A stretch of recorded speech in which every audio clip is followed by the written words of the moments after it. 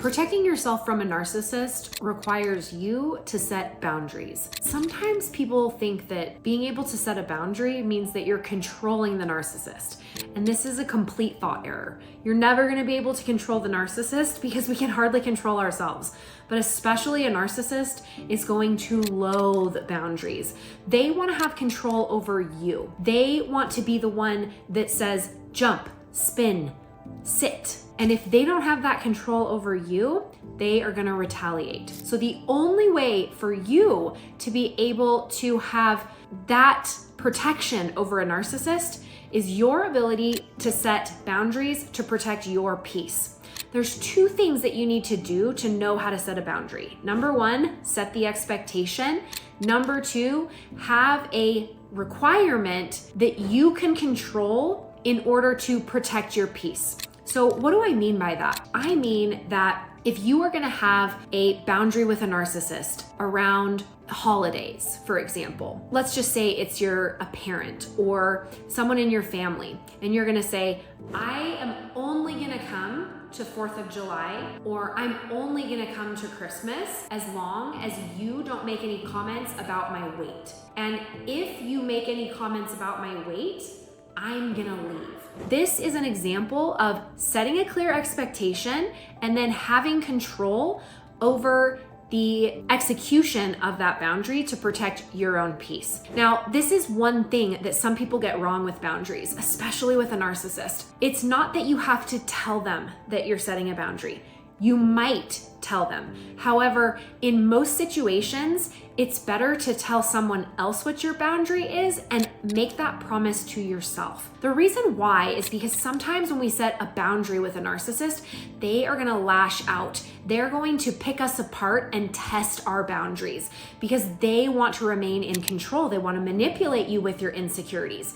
So if you know they're always making comments about your weight, for example, and you tell them, I'm not gonna come to Christmas or 4th of July to your mom who happens to be a narcissist, then your mom is going to comment all day long about your weight to test and push that boundary. This is something that all human beings do, is test boundaries, but a narcissist feeds off it. They get supply from it. So what I would recommend doing is any boundaries that you set, keep them for yourself, and then tell someone that you trust. Maybe a spouse, if it's your mom that is the narcissist. Maybe if it's a work companion or someone else in your family, you tell a trusted person, I need you to help me be accountable. If my mom makes any mention of my weight, we are just going to make up a reason to leave and excuse ourselves. Why should you do this? Because when you are in a situation where you're with a narcissist, they're always going to be breaking down your self-worth. Their main goal is to break you down and belittle you.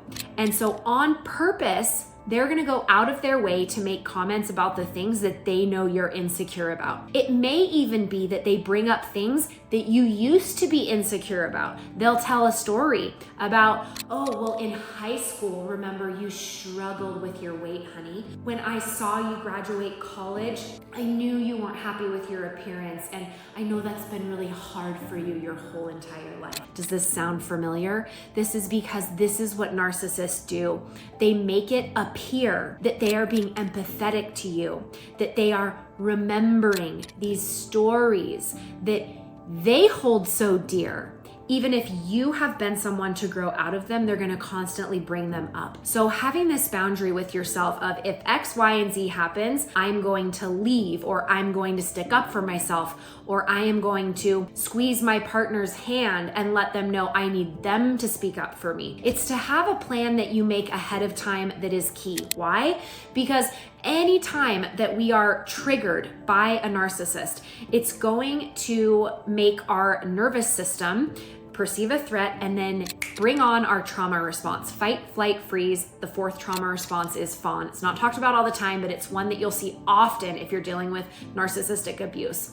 And so we want to use our prefrontal cortex ahead of time to decide what the boundaries are going to be, because once we're in the moment, it's too late. Once we are having those triggers to what the narcissist is saying to us, the prefrontal cortex is actually going to drain all the blood from your prefrontal so that you can't think about your own thinking. And in that moment, the lower brain, the trauma response, that nervous system showing up for you in such a loving way is going to take over, and you're not going to have access to think about your own thinking. I like to talk about this in a way that I used to be taught at church, is make the decision before you go to the party if you're gonna have alcohol. These were things they told us as teenagers. Make the decision before you go, because when you're in the moment, it's your lower brain that's in charge.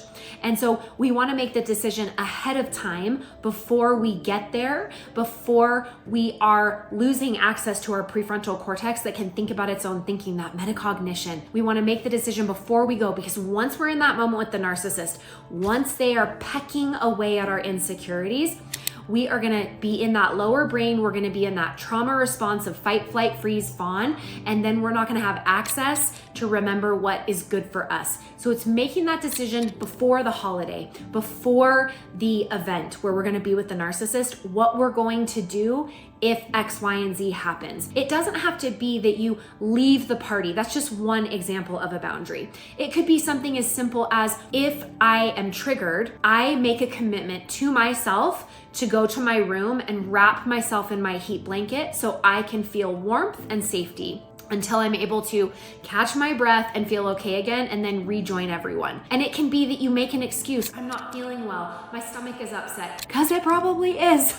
and it's just you showing yourself that when you need comfort, you're going to take care of you. This is one of the ways that helped me so much when I was recovering from narcissistic abuse, to rebuild that trust and that self-worth with myself, wrapping myself in a heat blanket, reading a book that helped me to feel like I didn't have to be so in my thoughts. Sometimes you might even want to go for a walk or listen to some soothing music, maybe take a bath. But the heat blanket for me was just like tried and true, because I could take it anywhere. I still don't leave home without it. And it's just that security blanket, so to speak. So that is my advice for you, is setting boundaries to protect yourself from the narcissist can be as simple as just having an exit strategy so that you can be prepared to comfort yourself and take care of you and build that relationship of self-trust with yourself that the narcissist has so miserably degraded down into nothing in the abuse that you have suffered with them. Want to remind you, you are a survivor. Even if you're in a narcissistic abusive relationship right now, you're surviving it. If you've left an abusive relationship, you survived that. And you are stronger than you think you are.